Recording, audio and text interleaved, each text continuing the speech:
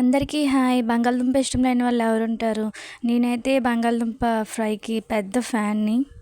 ముందుగా బంగాళదుంపని తీసుకొని ఇక్కడ చూపించిన విధంగా మీడియం సైజులో ముక్కలుగా కట్ చేసుకోవాలి. బంగాళదుంప ముక్కలు వాటర్‌లో ఏసుకొని 2 టైమ్స్ కడగడం వల్ల దానిపై ఉండే స్టార్చ్ అనేది పోతుంది.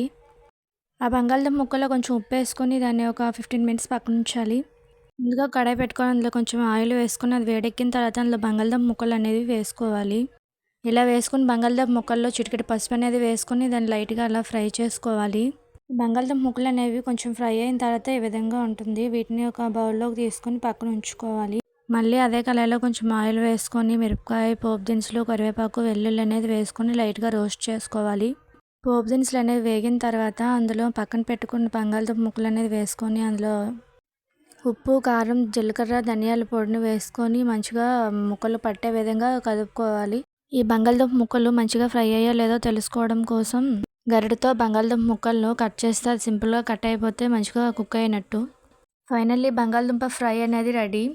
మీరు బంగాళదుంపని ఏ విధంగా తింటే మీరు ఇష్టపడతారో అది కామెంట్ చేయండి అండ్ లైక్ చేయండి, షేర్ చేయండి. వీడియో నచ్చితే సబ్స్క్రైబ్ చేయడం మర్చిపోవద్దు.